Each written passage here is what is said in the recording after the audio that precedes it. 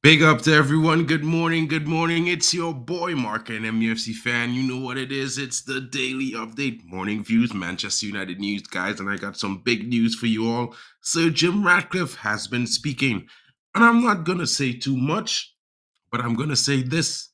It's one of those things where he's been saying things that fans like me be saying it's reckless, guys. Very reckless statements. A lot of confidence and swagger from the new co-owner. Let's hear what he has to say. But in the meantime, smash the likes and subscribe, guys. Don't forget, it helps the channel grow. And we want to get it around to everyone. Help me get to 500 subs by the end of the month, guys. Be some support. Help your boy get to monetization. It's the drive to monetization today. Guys, let's get right into this.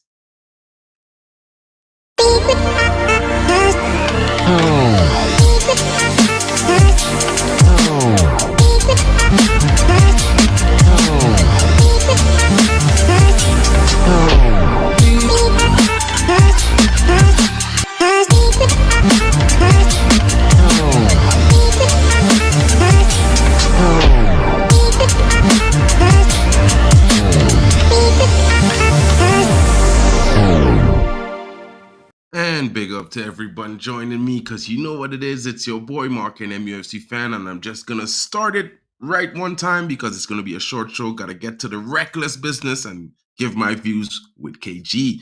But guys, get on this because this is going to be very interesting. Let's take into what the new co-owner of Manchester United had to say in his interview, guys.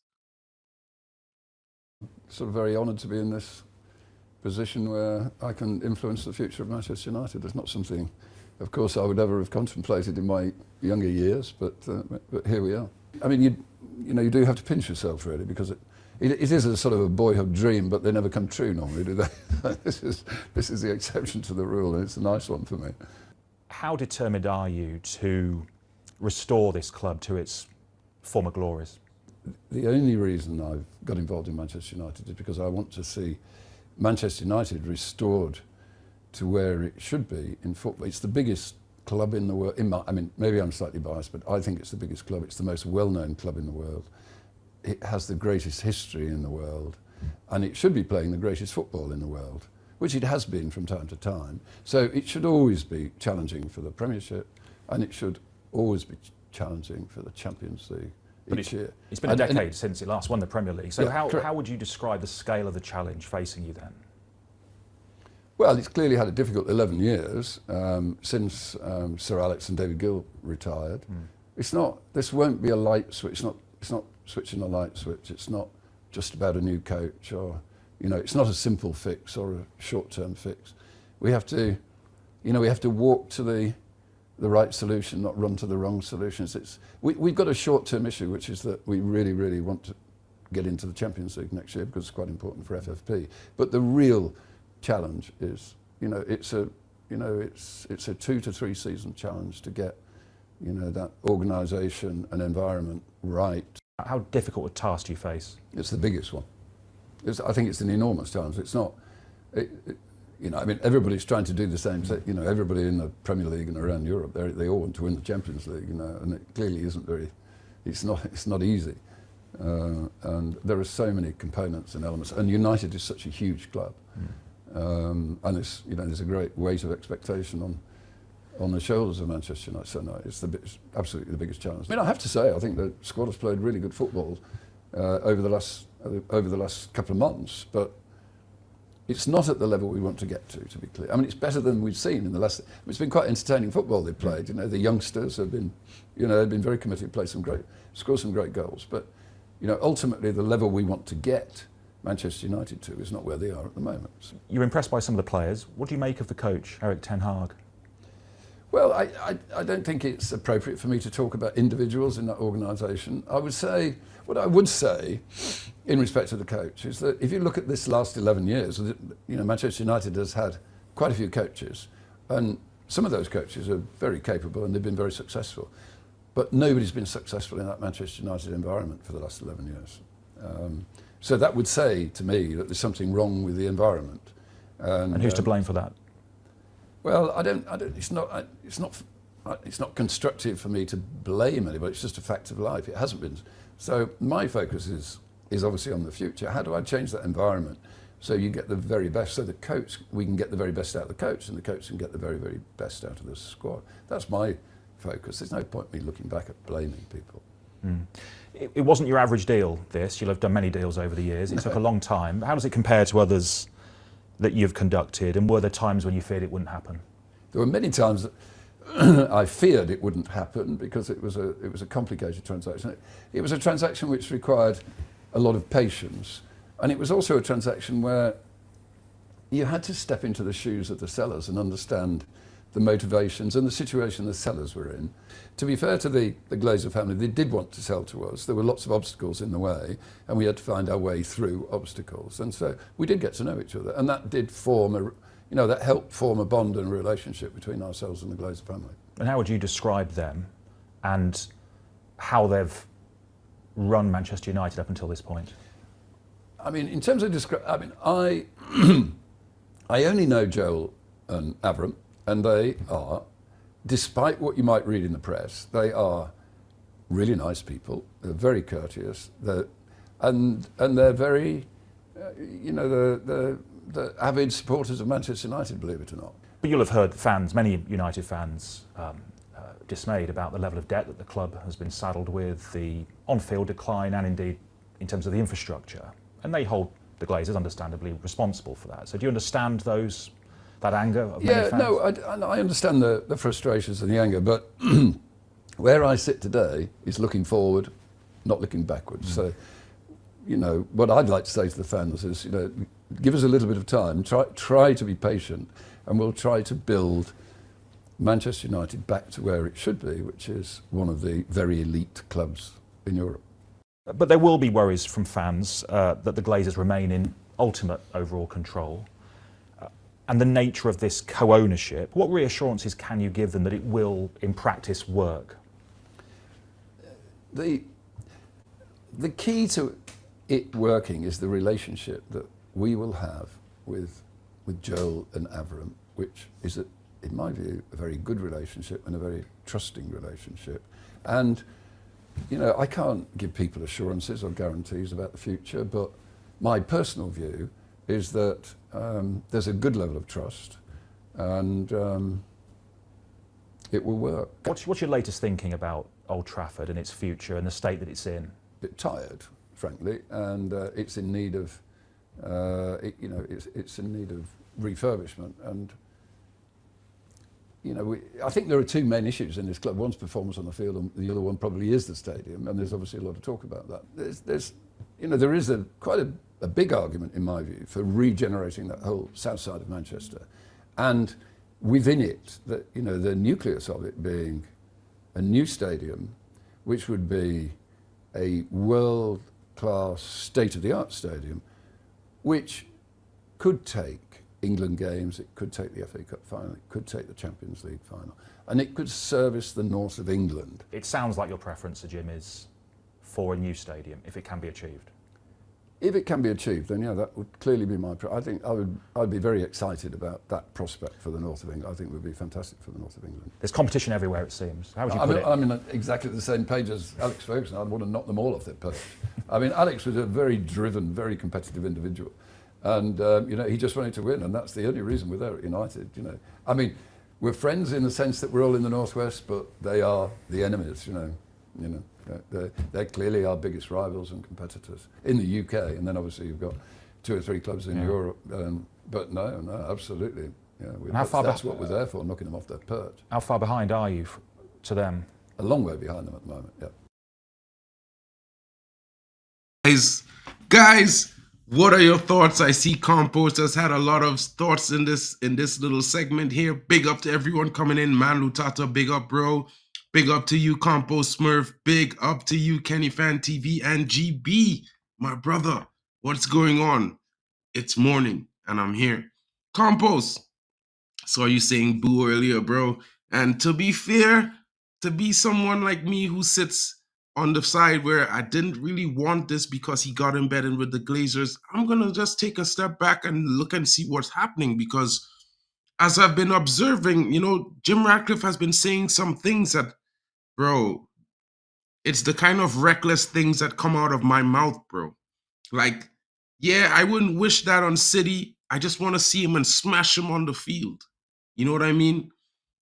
Then rightly so, like Kenny Fan is saying, it sounds like he's back in Ten Hag because his biggest statement for me in all of this was when he said basically, listen, here's what's going on.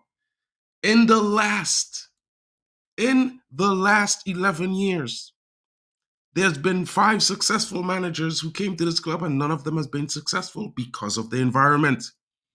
That would say to me, I should be looking at the environment and then after the manager if that doesn't work.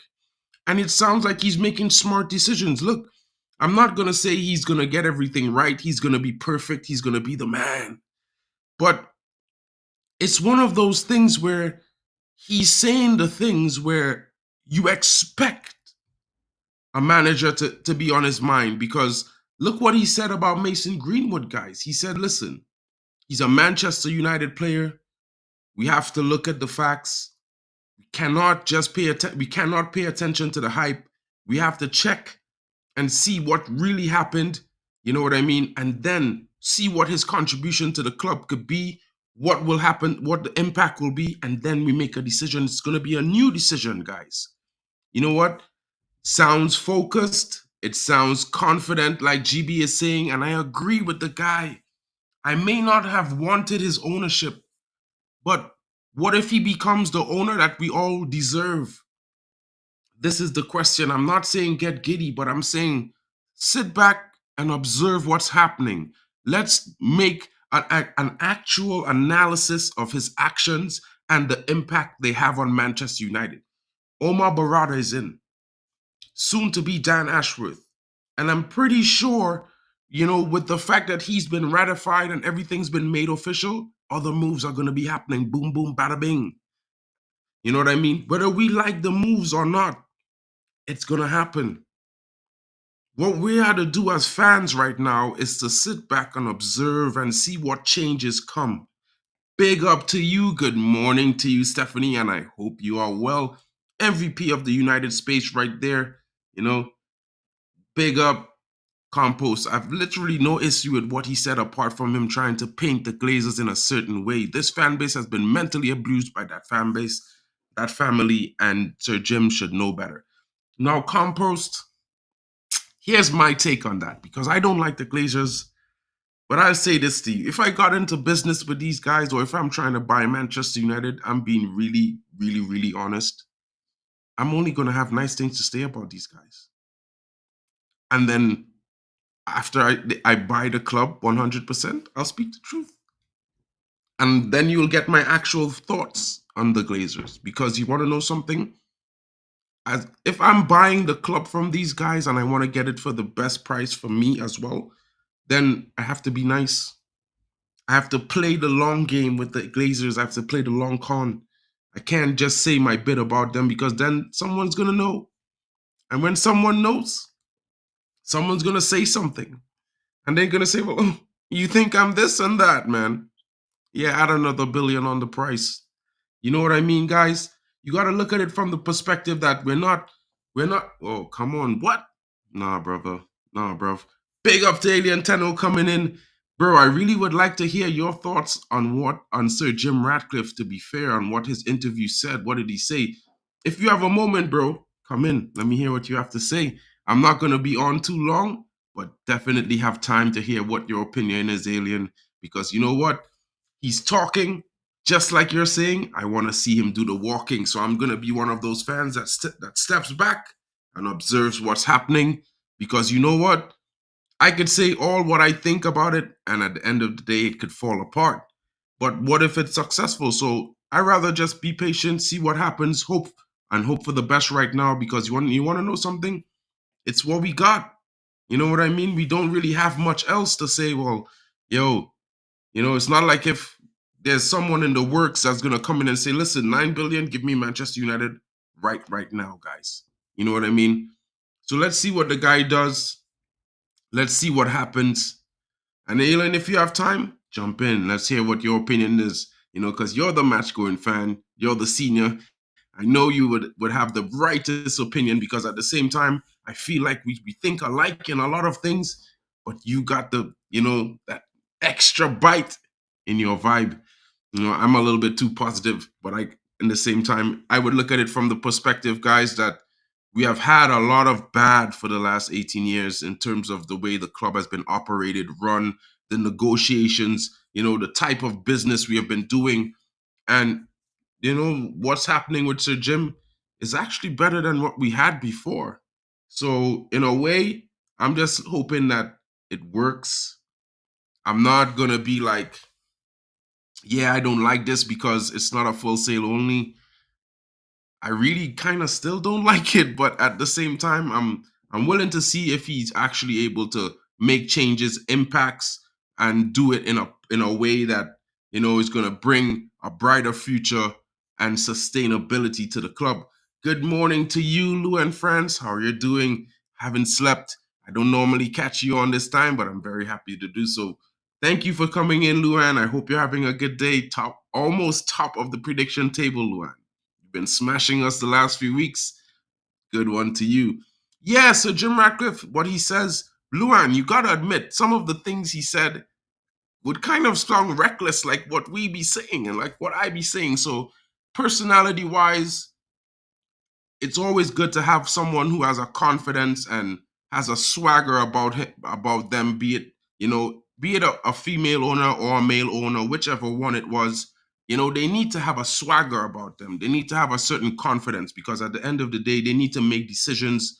And so a lot of people might not like it, or a lot of people may, but at the end of the day, they have to make them. So they got to be able to back themselves. And I think Sir Jim is backing himself to make a difference. And with Omar Barada coming in a few months, and Dan Ashworth about to be poached because he's already on gardening leave, I'd say he's making some right decisions for now.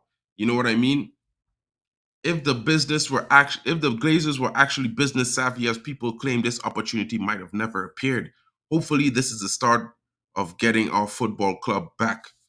That's all I'm saying, Compost. That is all I am saying. Because what a lot of fans, they think about it, it has to be black and white.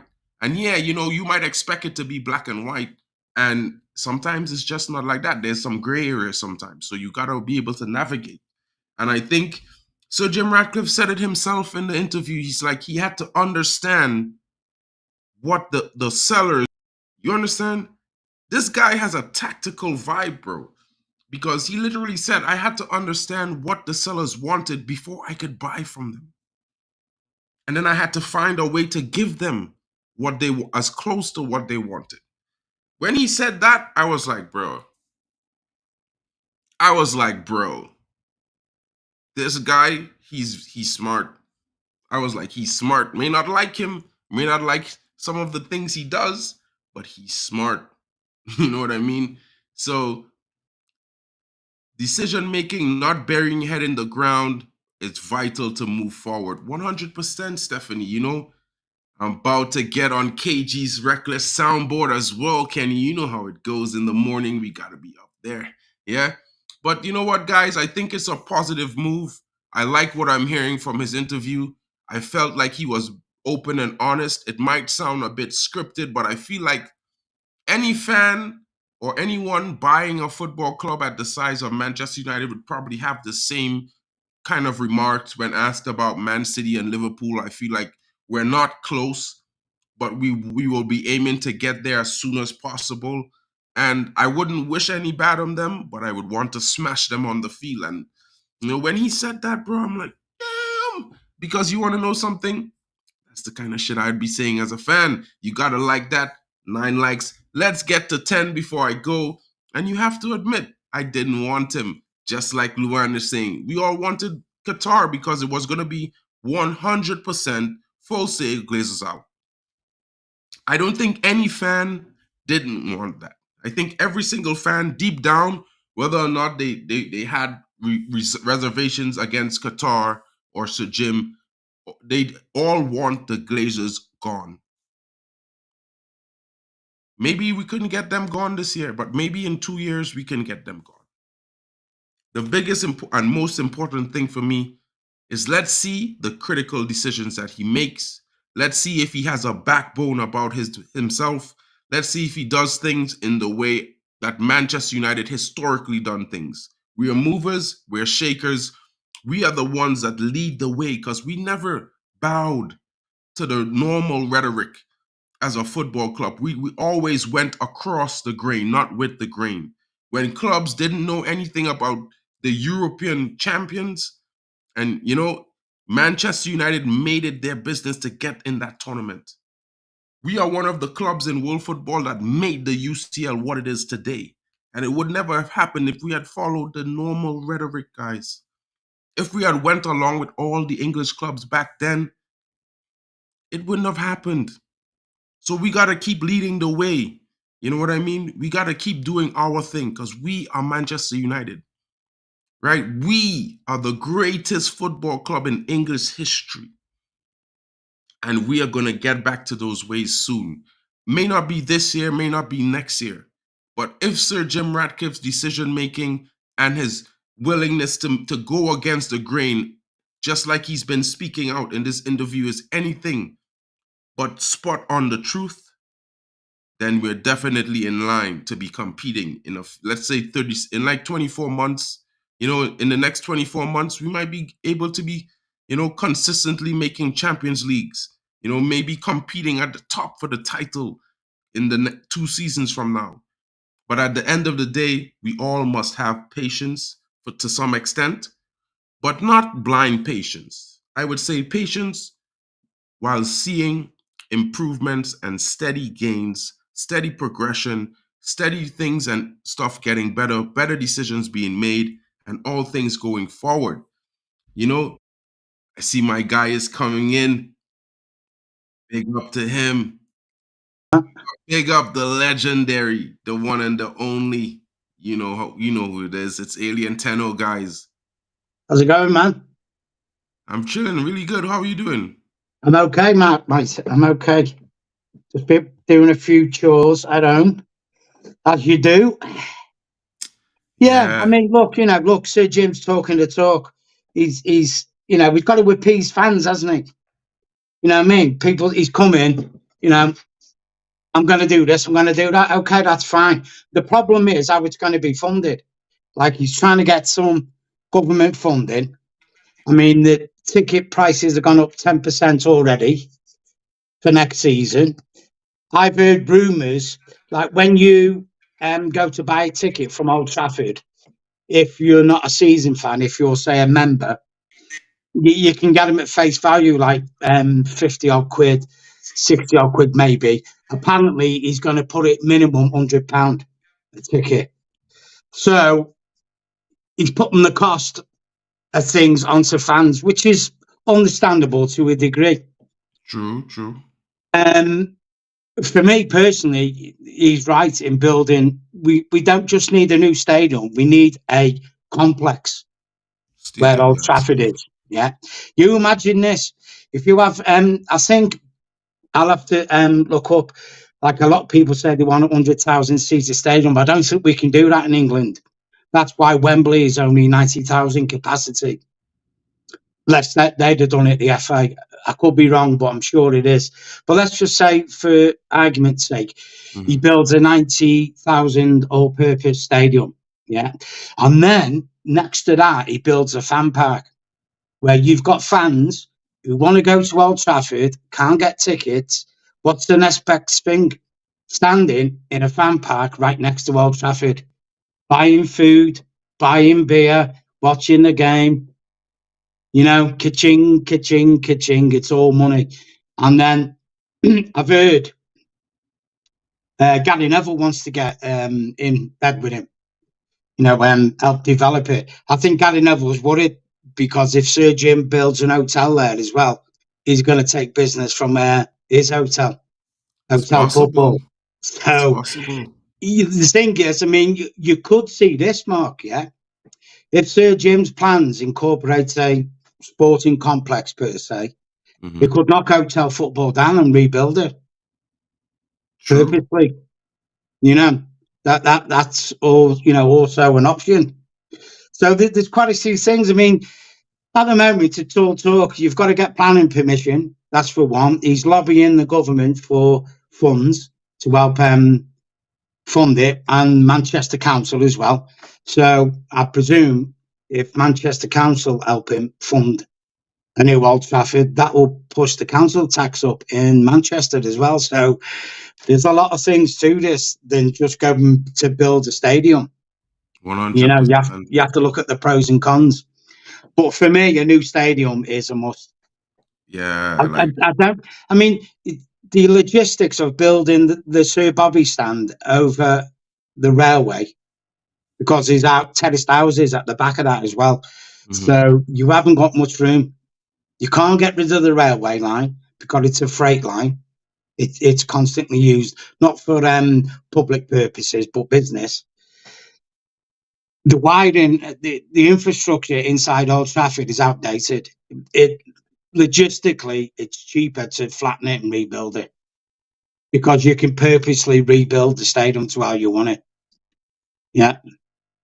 And you look at Tottenham Stadium. I mean, a lot of people say, "Oh, well, we'll lose the history." Well, not really, because the only real part of Old Trafford that's left now is, where the managers sit.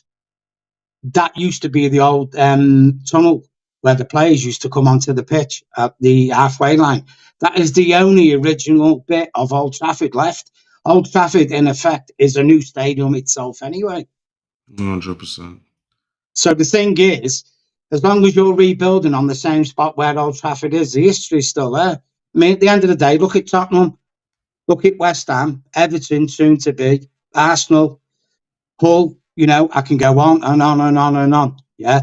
Leicester City, them fans ain't moaning about moving into a new stadium with all mod cons. Exactly. When you look at the stadium they've come from, Man City. I don't know whether anyone in the chat's ever been to the old Main Road. Main Road was worse than Old Trafford. It was a right hole, if you know what I mean. And you've got to move with the times. Times move on. Not only that, it's like, other channels have said, look at Tottenham, they've got a go-kart circuit underneath the pitch. They can remove the pitch, play NFL football. They can hold concerts there. This is all revenue that comes into the ground. 100%. And even though the Glazers and Sir Jim will take some of that revenue will still go towards Manchester United Football Club. And it will also improve employment in the area. It will develop the city. Exactly, Mark. Yes, exactly. Look what Abu Dhabi have done it. The City of Manchester Stadium. And they've regenerated that area and give people jobs. Yeah, I mean, my buddy lives near the stadium on the Etihad side, and I went to visit him one time, and I normally go to the Bishop's Place and then walk to Manchester, because I sit in the Sir Alex stand, and it's like, for me, I went to a game at City before, and it was like the seating is more comfortable, it's more spacious. You don't have to get up to walk down the lane in front of you, and when you're sitting in the seat, your knees is not the shoulder, the elbow rest of the fan in front of you. For a tall guy like me, you know what I mean? So when it's like, I would like those things, but at the same time, I looking at it from the perspective of we're not really moving from too fast. So I've got what's called a lot of season ticket holders have a fixed seat. I've got what's called a roaming seat, because I hate to be in the same spot all the time. I like to be in different parts of the stadium, because I think if you're constantly in the same seat, it just gets a bit boring. I like to see different angles and that. Anyway, there was the Leicester game last season where they put me in the southeast corner, which is where Saeed is, and where northeast corner, where I usually sit, Fergie stand, and then Saeed's in the east stand, in that corner there. And it's standing as well. The seats, but the standing as well. It's that narrow. I mean, I'm not exactly a slim guy. I couldn't even get into my seat. Literally 8 people had to walk out the way so I could get past them to get in, to sit down. And it was like, this is crazy. It's like Adam Stott. Exactly. He's 6 foot odd, and Noureddin. They sit there. Their knees are up by the chin. It's that cramped. It's like you can't move in there. You literally can't move. They've crammed that many seats into the stadium just to get money, revenue. There's no facilities and there's nothing. Exactly. And then when you had to It's walk into the outdated like it bathrooms at is. halftime or after the game, you might as well hold it and reach the bitch place, because you know what? At least you won't be waddling. You might stand in line, but you're not waddling through a puddle or puddles of like piss, you know? So it's like, in my honest You know what, opinion. Mark, right? I was at the Brentford game, when they beat us 3-0. And after the third goal went in, I thought, that's it. I think there's like 20 minutes left to go. I thought, that's it, I'm done. Let's go.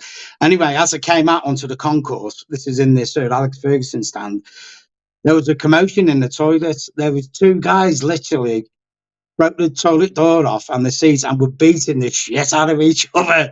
It was funny as hell. Wow. And it's like, this is how bad it is, Old Trafford, where people are now just beating the shit up out of each other because you're frustrated with what you're seeing. There's literally nothing you can do. True. And the stewards were just standing there watching them. 100. No one was doing it. It's like, who beat the gonna crap run out into yourself. that mess to even stop them? Because you know you're gonna be Yeah. Well, I was at when I had that accident against Galatasaray. It was the same with Copenhagen. There was away fans everywhere all around Old Trafford, because what the Glazers had done, when fans had sent the season ticket holders, for whatever reason, not going to the game, they give the ticket back to be resold. The Glazers had sold the tickets to away fans as hospitality tickets. So the £50 ticket, they were selling them for £175. £175. And they were everywhere around the ground, causing trouble, and they tried to blame the fans for it. It's like, get the shit out of it, man. It's you greedy gets. 100%, boy. 10. So, I mean, I was talking to a couple of Galatasaray fans where I was in the stadium. They were nice people, like, you know.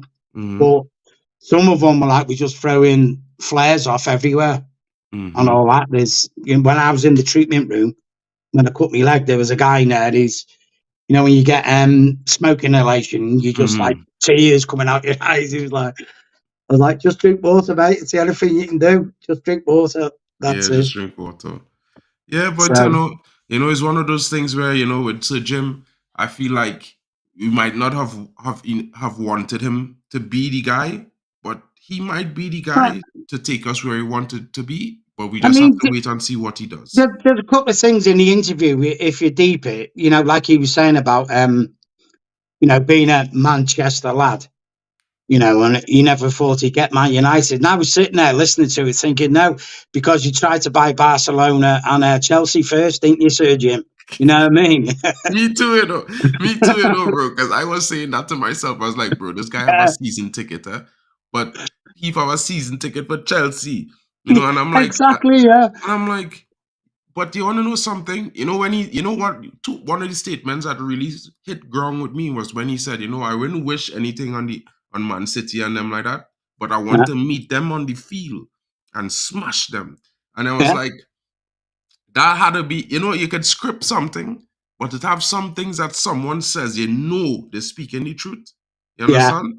And when he said that, and then, you know, it have one or two other bits he was talking about, like when he talked about the managers we had over the last 11, he looked and he said, you know, this tells me it's the environment. Something there is wrong and I need to fix that first. I was like, all right, I will sit back and I will see what you do. And in the next 6 months, if it working, I will commend you. I mean, I'm going to give it, I mean, it's easy to talk, isn't it, Mark? You know what I mean? It is like, but at the end of the day, you have to look at it from this viewpoint, like he said in the interview. You know, his sporting portfolio, Man United, is now part of that. So by default, he's going to want to be successful in this endeavour, what he's doing. Of course he is. And it's Manchester United, basically licensed to print money, isn't it? That's what it is. Exactly. So you can see, to a certain degree, he is sincere about what he wants for the club. Now, he couldn't believe that Erik ten Hag has to report directly to John Murtough. He goes, which company does that, where you report to your CEO? Exactly. It's your sporting director you report to. The CEO, really, in essence, the CEO should never have contact with the manager unless you're knocking on the door and go, there's your P45, you sacked. That's when you see your CEO. Exactly. Any other time in that, you should never have contact with them. Unless they like you win a title and they walk onto the field and them kind of in those moments, you know, or like any moments that we might have during the year when we have to do the memorials for the Munich disaster, stuff like that. But that's it. Exactly what you're saying there. And this is the things that we need to look at as fans, because we need to fix ourselves. We need to get ourselves back in the mode to be a sporting football club, not a commercial football club. That's it. Well, right? I mean, the thing is, Matt, we can be both. Well, we are both. We are both. You know, we was a commercial club even before the Glazers bought us. Exactly. Even though we wasn't marketed that way, but we was a commercial club. How can you be the size of Manchester United and not be a commercial club? Exactly. It's impossible not to be one. Exactly. But I'm going to give him what I'm looking for now is this summer transfer window, January, and the summer transfer window next year, where the dead wood should be gone in them 3 windows. It should be gone. Should be gone, whoever they may be. I mean, I suppose if you pull your finger out, I mean, you could look at it this way. You could look at the players and go, sit, you know, Eric Ten Hag down, Barada, Ashworth, if we get him, and say, look, you know what? Which players do you want to keep? Blah, blah, blah. Okay, we'll get rid of them. Call them in, knock on the door. Thanks for your services. We're paying your contract off. Goodbye. You could do it that way. Okay, it will cost a lot of money, but it's a more efficient way. Why keep players if you don't want them there? That could be there for next season. True. They're earning money. They're not going to play. They could be disruptive in the dressing room. So if you've got a project and you want to go forward, you might go, well, come in, there's your handshake, goodbye, have a nice day. I wish you all the best in your next endeavour. I wouldn't be surprised, Alien, if you see somebody, guys, it happened to 1 or 2 players. Because as we know, we have 1 or 2 players on some huge contracts that not really performing well.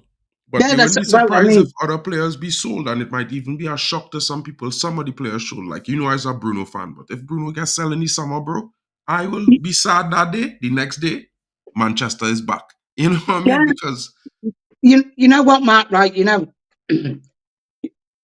a lot of people say, oh, it's Bruno hating that. Bruno's done what we bought him to do.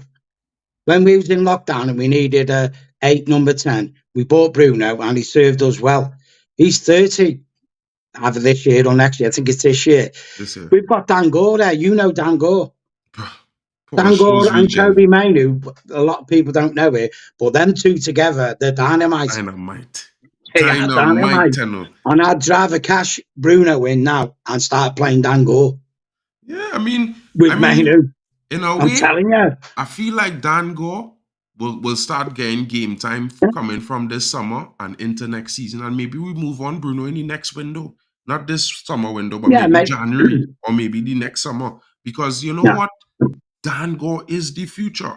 And I've been telling, man, Jarvis might be upset. I know he was a little upset the other day because of Isaac Hansen. But I was saying, listen, from the look of things, it looked to me like the choice was between Dan Gore and Isaac Hansen.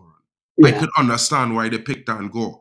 You know what I mean? Now, I like Hansen Oran as well, but when I see Dan Gore play next to Kobe in the midfield for the youth team, I'm like, bro, this guy is Paul Scholes. This guy is Paul Scholes. And I'm like, what? So for me, let it be done, bro, because the manager have to manage. Players will come and players will go. And at the same time, you know, it have one of those that you would want to stay. It have some players you would want to come into the club. You know, cash in on players now. You know, get new players in the next window. But let's just make sure that everything that Sir Jim and these guys do going forward is something positive for the club in our development. I mean, the thing is, Mark, I mean, like Tony Marshall will be gone. You know, whatever people say about Tony Marshall, there is a good player in there. Unfortunately, I don't know whether constitution-wise he's kind of injured, and I think maybe it's a bit mental with him as well. He hasn't got the mental fortitude for things. Anyway, take that aside. Martial's gone. I would sell Marcus Rashford now. The opportunity is here.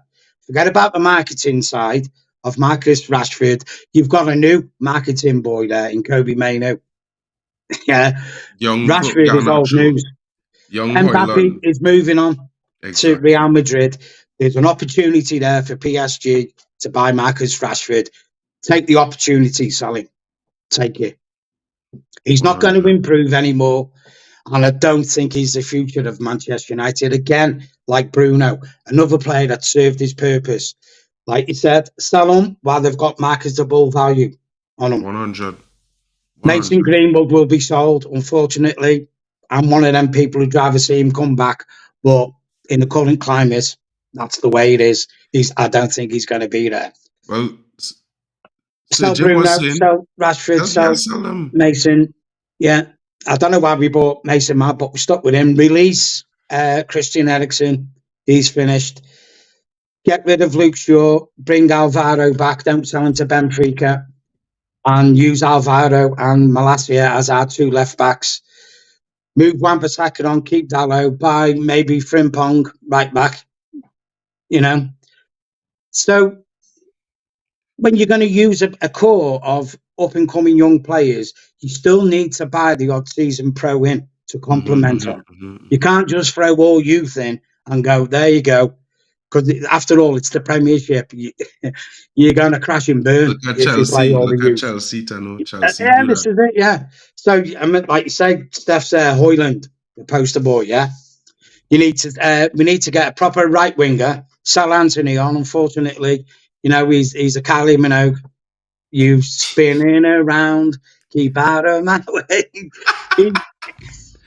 Dano, big up to you, bro. I mean, the thing is, Mike, look, you got to look at Anthony, yeah? He goes to the byline and he keeps cutting back on his left foot. Why are you running to the byline if you're going to cut back on your left foot, mate? Why don't you just cross before you get to the byline?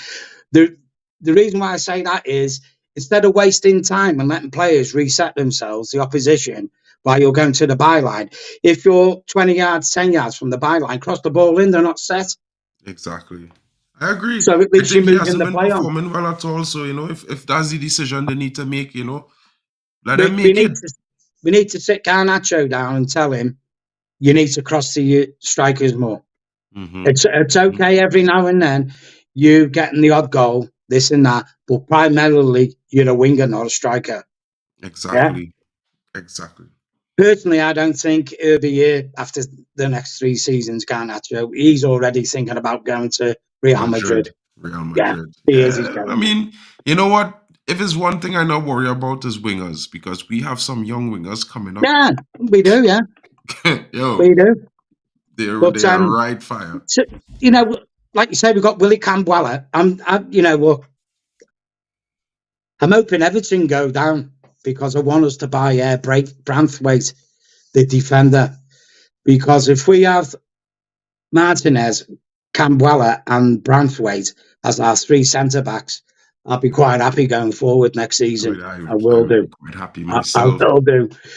Two good, young, promising centre-backs with a season pro. Yeah. You know, one thing, I don't know, maybe, you know, I would sell Casemiro. I would sell Varane. But simply because we can get value for them and they're not the future. It's as simple as that. Yeah. You've got to look, you've got sometimes you have to be cruel to be kind.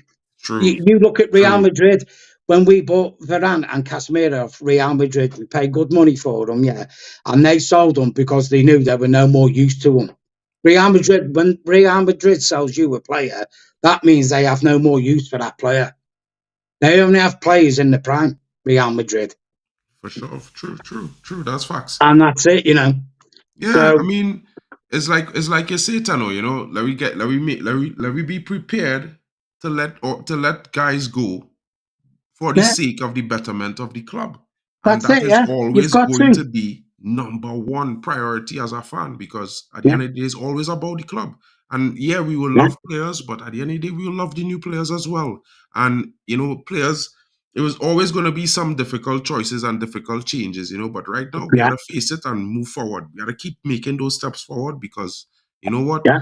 We spend enough time mulling around. We spend 18 months with this transfer at a standstill. It's over, done. Let's move forward from now and let's see what we could do. I mean, people are saying, you know, because I mean, the curse of Harry Kane is real. Yo, listen, Teno, It's real, man. I People are was saying walking maybe home. Man United, you know, should buy Harry Kane from. No, I don't want him. If we was going to buy a season pro, you know, we would compliment Oyland now, Ivan Toney. As if he will would want to stay on compliment the Oyland. bench, though. I just feel like Ivan Toney will want to start, bro. And I feel like... Yeah, well, this is what I'm saying, Mark. We should go 4-4-2 with two strikers 4-4-2, again. probably. This one striker, like, it doesn't work. You look at the best teams of Man United over the past, we've always had two strikers up front. One will drop back and one will go forward, and you alternate them. Just play with two strikers. Because then the defenders, the opposing team, have two people to worry about, not one. Two's better than 1, innit? 100%, and that's always been our identity, that two striker model. Yeah, so it's one of those things where I will never be opposed to going we had back there. We had 4 strikers: Cole, York, and SAS. Solskjaer and Sheringham. We had 4 strikers. You know, so I mean, look, people don't realise Ivan Toney is quite a speedy forward as well.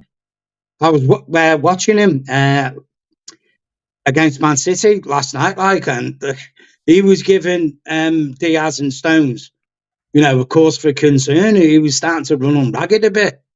And they had the chances, Brentford, last night.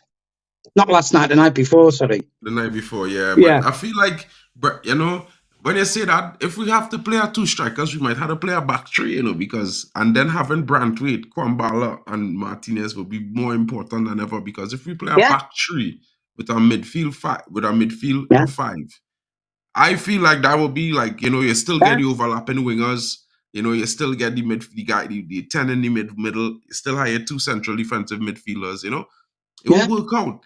3-5-2. Let me see what goes, because, you know, I feel like that's our identity. We're always a 2 striker team, and it's just something that was intrinsic with United. Growing up, it always had 2 strikers at United in my eyes. You know what I mean? The thing is, Mark, the reason why I'd like 2 strikers is this: you keep both of them sharp instead of one being on the bench. Yeah. So you've got a possibility of 2.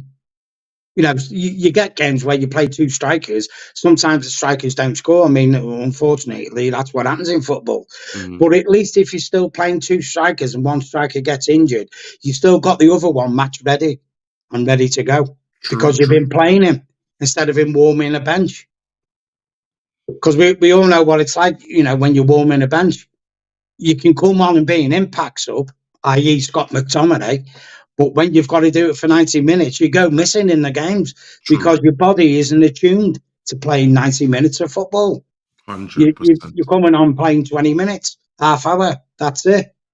So you have 2 strikers, keep on going, and then you have a 3rd striker. For me, in the squad, I would buy, if it was me, I'd have Oyland, I'd buy Ivan Toney, and I'd put Charlie McNeil on the bench. I wouldn't mind seeing that, to be fair, because I think, you know, I think Charlie McNeil had his loan. I think he learned a lot on his loan. And, you know, next season might be his year, because, you know, sometimes not all strikers is be like that bright, shining star coming up. You know, some of them just go through that period where they don't really do well, and then suddenly everything is clicked. So, look, you know, I look forward to that kind of thing happening. I look forward to the change that, you know, Ineos going to bring with Sir Jim Ratcliffe, now that they're ratified, making some good football decisions in the last few weeks. You know what I mean? Who would have thought we would be getting Omar Barada?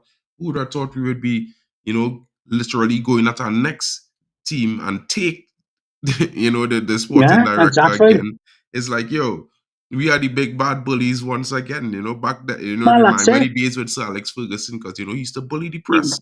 You know what, Mark? For the last 10 seasons, probably a bit more, but since Sir Alex retired, a lot of people have ate from Man U's table, haven't they? They've ate from our top table. Now it's like invitation only, bitches. You ain't coming here no more. Invitation only. Back to what it was. We're now going to come and eat at your table. Yeah, file your teeth, That's man, it. because we're coming through and chomp chomp. Because you know Yeah. what? For me, Manchester United always had this air about them, like, Yeah. we walk into the room, all eyes on us, we do as we please, and we walk back out the room. Yeah. And for the That's it. last couple years, it was more like, hi, can I get in? Excuse me, please. Yeah. Let me pass. And it was Can I like, overpay for this bowl of soup? exactly, bro. Exactly. So it's for me, No, it's a good no thing. more. Good for me. I feel like a little slight change in the way we doing things now. With those two decisions that he made, it make me feel Yeah. like, listen, he not afraid to make a decision, and that is the biggest thing for me. He not afraid to make a decision. No. So if that is the kind of guy that going to be running helming the ship right now, then yeah, let's see how it goes. 6 months from now, let's make a review, see where we progress, Yeah. and This then is it. then we Like I decide. say, Mark, for me, the next 3 transfer windows, obviously summer, winter, summer. Mm-hmm. All the deadwood should be moved on then. We should virtually have the squad that we want to go forward with. In between, you never know what can happen. Injuries can happen, blah, blah. That things like that can happen. But all things being equal, the deadwood should be gone. Lindelof, Casemiro, Varane. You know who I'm going to say. They shouldn't be at Man United this time next year. Exactly. And players. Exactly. They should be gone. They should be You've gone. got 2 windows, 3 max to get rid. That's it. It will happen, when you look at the guys that came in, that he brought in, and you look and a lot of people is ask for Sir Jim, right? But if it's one thing I always just notice, every game, whether home or away, Sir Dale's Bridge for Dodgy Dave in the building. Nah. This Dodgy Dave guy, you might not like him, but hate it or not, this guy is the guy this is the most important man on the scene, because this man is he's giving me that vibes like he is just watching and observing everybody actions. Of course, yeah. And then he just gonna be like, you can't say this. Out the door. You not good enough. Out the door. And this is what I waiting to see. This is it, yeah. Yeah. And I mean, listen, we need Champions League this season, but if it is we get it, and if we get it, because it looked like we possibly might just scrape into top 4. Well, I mean, City are beatable. From what I've seen, their last 2 games against Chelsea, and Chelsea are a real poor team. Exactly. They really are a poor team. And Brentford, Brentford, they're a decent team. A lot of people underestimated Brentford, but they're a decent team. We can get it, Man City. We can get it on. And don't forget that they're under pressure. Liverpool won it again last night. Man City are under pressure. And they've got to win games. Man City facing who this weekend? I think it is. I think it's Brighton. I think it is, yeah. I think it's Brighton. So Man City in a situation where if they was to drop any points this weekend, they're in trouble. You know what I mean? They're in trouble. They are. They're facing Bournemouth away, and for me, Bournemouth is one of those teams like a Luton. They are at Bournemouth. They're away to Bournemouth. They could concede a goal, and Bournemouth is that they're not playing bad football, and this is what I'm saying. This is what I'm saying, Mark. There's the pressure's on. When you're coming to the business end of the Premier League. Teams you would beat at the beginning of the season all of a sudden become a difficult game, because there is now no room for errors whatsoever. You can't afford to slip up. And it doesn't look to me, what I've seen of Liverpool, I think they're the team to beat in the league. Man City, Liverpool, and I think Liverpool got to play Arsenal again. And we've got to play them 3. So that there's all to play for. There's a lot of things that can go wrong for teams. Man United could put a spanner in them 3 teams. A dread spanner. You could imagine. We could do. We could do it. I wouldn't mention it on here, but just imagine, Tenno, we was to win the next 7 games on the bunks. I just want to say that. Just imagine that. That's a whole spoke in the whole of this race. This title Yeah, race. exactly. New news coming out, Tano. What's your thoughts? They hear Unai Emery being linked with the Bayern job. I've heard Antonio Conte as well. Yeah. And Ole Gunnar Solskjaer. Well, whatever. They're going to keep Tuchel till the end of the season, which kind of makes sense. I don't see the point in. I've never liked sacking a manager. Now because you're bringing a manager in to work with what you can't change anything because the transfer window's gone January. So you might as well just stick with what you got and go, well, okay, if you're not good enough, you're not good enough. They're not going to beat Leverkusen. They're not, even if they hit form again. From what I've seen of Leverkusen, they're going to give a lot of teams a lot of problem. The only team it have in the run-ins that might give Leverkusen some trouble, and is like it have this one team that was playing well that play against them, FC Cologne, and they're not a top team, but when they played against Leverkusen in the I think they drew, and so far besides them is only Stuttgart had kind of stood up to kind of Leverkusen this season. Those are the teams that didn't lose to them. So whether or not, I mean, considering that all things considered, they finished second in the league, wherever Aston Villa finish, it's going to be a real, how to say it, but a weird summer, because how many teams looking for managers? Like about 16 teams. Bayern, Liverpool, Barcelona, possibly Arsenal. You know what I mean? There's lots of things. Lots of teams. Yeah, there's Graham Potter there is looking for a job, isn't he? I know Roy Hodgson stepped down, hasn't he, from Crystal Palace? Yo, Tenno, Crystal Palace just get a very, very, very good manager, Tenno. This guy Glasner, he won the Europa League last season with Eintracht Frankfurt. Look out for Kostic. This guy who went to Juventus last season, he hasn't really been starting too many games and things, but he was his go-to guy at Eintracht, right? Look out, if that guy Kostic come to Crystal Palace with the current team, that's what I mean. Is a troublesome team next season.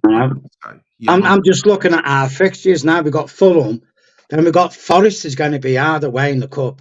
I'm hoping Forest are going to be distracted with Premier League survival because I think they're going to get it with a points reduction, aren't they? I think they're going to get a 5-point reduction. So in the league, we've got Fulham, then Man City away, then Everton at home, a dodgy game, Sheffield United, Brentford away, dodgy. Chelsea away, Liverpool at home, Bournemouth away, Newcastle at home, Burnley at home, Palace away, Arsenal at home, Brighton away. It's not an easy running for us. No, it's not easy running, though, but this is the kind. But if you know something, Tano, this is the kind of run ManUnited will go.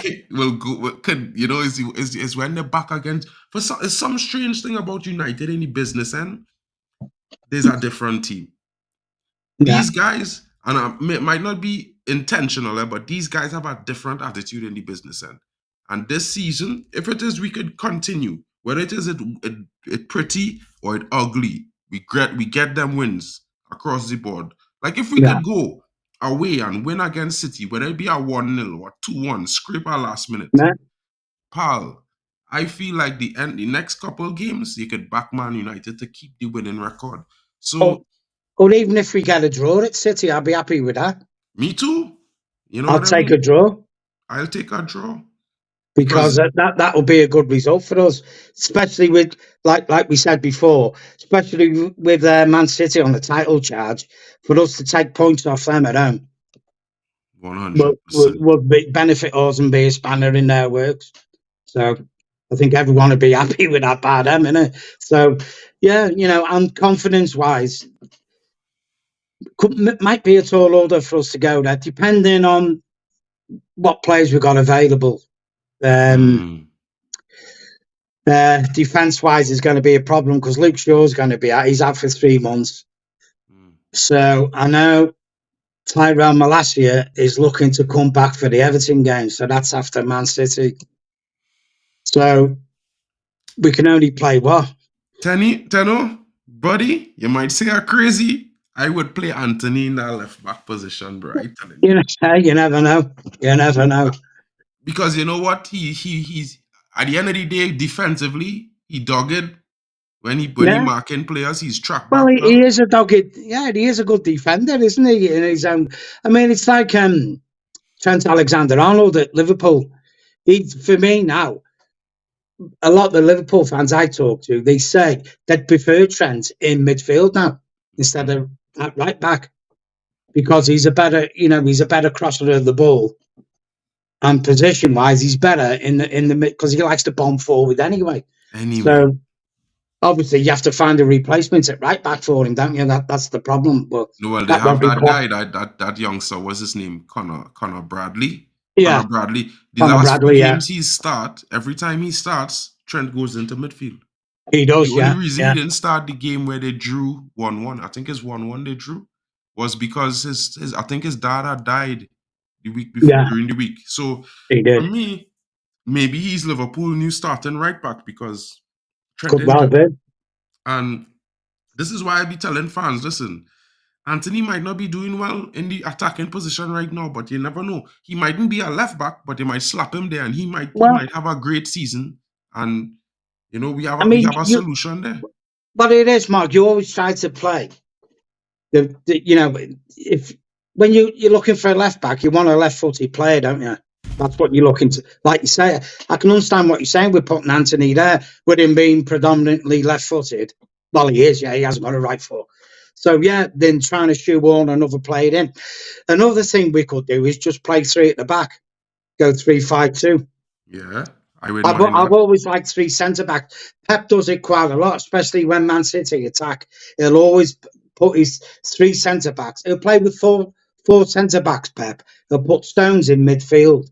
And then when they go forward, sometimes he'll drop Stones back with Diaz and Akanji as a attack. So I've always liked three mobile central defenders in a back three. I have, especially with them being tall as well, because it gives you so much advantage on set pieces as well. And especially when someone tries to play diagonal balls on you, because your defenders have got the height to intercept it. You know what I mean? So I don't know. We could go three at the back, especially obviously Martinez is out. So instead of trying to shoehorn Lindelof as left back, why doesn't he just play Varane, Evans, and Maguire? Yeah, Varane, Evans, Maguire, drop Dalot on the right wing. Yeah. On the right as a wing back, put him on the left, put Anthony on the left wing as a wing back. Yeah, left wing back, we still have Kobe, Bruno, and Cassian to play in the midfield, and we still have Garnacho and them boys up front. So I agree with that. I agree with that, bro, 100%. You know what I mean? Yeah, we do have a mobile CB with Leacher out, but you know what, guys? Like, listen. Footballer injuries. Kevin De Bruyne, hamstring, has went last night. So, guys, there's no Kevin De Bruyne next week. You know what I mean? And you never know, bro. Like, Man City have a game to play. What if Rodri get our next yellow card? He on 4. That would be 5. He would be missing the game. No Rodri, no Kevin De Bruyne. We face Man City. You telling me you don't like Manchester United chances? Come on, guys. Big up to you. And you know what, Mark? I'm surprised Pep let Gundogan go. I really am. I thought he was our best player last season, Gundogan. I thought Gundogan was going to retire as the Man City captain, in my opinion, because he was so clutch. It's like us letting Rooney go. You know what I mean? Like, you try your best not to do those things. And for me, they lost 38 goals from their season last year when they let him and Riyad Mahrez leave. They never replaced that. Clutch goals is a serious situation. Can you say without Rodri and Kevin De Bruyne, City are finished? They're definitely struggling without them two. Exactly. They're definitely struggling without them two. Let's just say Man United win the next game against Fulham handsomely. Let's say we win against Nottingham Forest in the Cup. But Pauline is out, Mark, as well for Fulham. Yeah, on a red card. So he's on a red card, so he's gone. So it should be an easier game for United to get control of. And then let's just say we go on to beat Fulham. We go on to beat Nottingham Forest in the cup. They facing, let me just say, Man City don't have Rodri, don't have Kevin De Bruyne. Facing a United side, 6 wins on the bunks, 8 wins in all. This United side will they're out for the taking, So it's one of those things where let's just see how it goes, one game at a time. This weekend coming up, we need to get that win at home versus Fulham. And let's see how it goes, because you know what? Football is a beautiful game. It's not predictable. At the end of the day, the 11 on paper could be the best 11 on the planet, and the 11 on the pitch on the day is who's winning the game. So, that's it. Who wants it the most, isn't it? Exactly. That's it. Bro, thanks so much for coming in this morning. No problem. You know, I have to should jet off and run into the city to do some work. But guys, if you have time later on, shopping. Yeah, definitely going to do another stream later on, Tano, because I heard that there might be some breaking news coming in about the Dan Ashworth situation. So if you're about, come back in. Thanks everyone for joining us. Compost Smooth, big up to you. Big up to Kenny Fan TV. Big up to everyone. Stephanie Griffith coming in as usual. You know how it is, MVP of the Man United space. Stephanie Griffith. Big up. Big up to GB. Big up to Compost. And big up to you, Elian Tano. Thanks so much for coming in, guys. Have a good day. Have a great day. We'll see you all tomorrow. Bye now.